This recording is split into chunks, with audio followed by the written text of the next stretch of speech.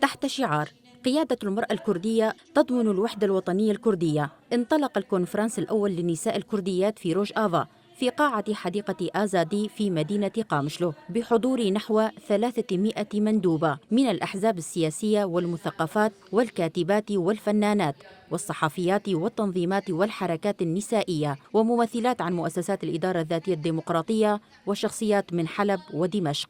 بدأ الكونفرنس بكلمة افتتاحية للرئيسة المشتركة لحزب الاتحاد الديمقراطي وعضوة اللجنة التحضيرية للكونفرنس بروين يوسف، ورحبت بروين يوسف بالحاضرات وقالت: سيضع هذا الكونفرنس أساس تاريخ جديد ويمهد لوحدة الشعب الكردي بقيادة المرأة الكردية. وتضمن برنامج الكونفرنس قراءة الوضع السياسي في كردستان وسوريا وعقد جلسة تقييم الوضع السياسي ومناقشة هذا الموضوع وقراءة مسودة وثيقة مؤتمر المرأة الكردية في روج آفاي كردستان ومناقشتها ومن ثم الاختتام. على هامش المؤتمر التقت كاميرا روج آفا مع عدد من المشاركات وأكدنا أن الهدف من عقد الكونفرنس هو وضع الخطوط العريضة لنضال النساء الكرديات في أجزاء كردستان الأربعة.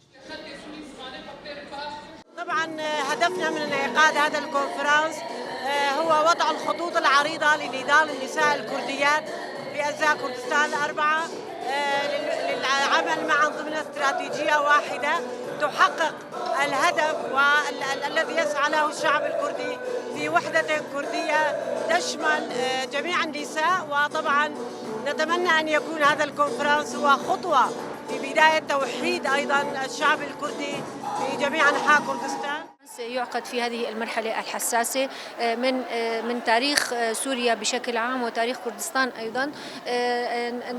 يعني نحن كنساء كرد ارتأينا أن يكون لنا أيضا الدور الريادي في تنظيم النساء كما في بدايات الثورة عند إعلان ثورة روج آفا والتي سميت بثورة المرأة، وكان للمرأة دور ريادي في تنظيم الحياة في كافة المجالات. كان الكونفرنس ضرورة، فقد عبرت كل امرأة عن رأيها. إن الشعب الكردي واحد، وعلى الحركة السياسية الكردية أن تتحد أيضا، ونحن جاهزات للمؤتمر الوطني ككرديات.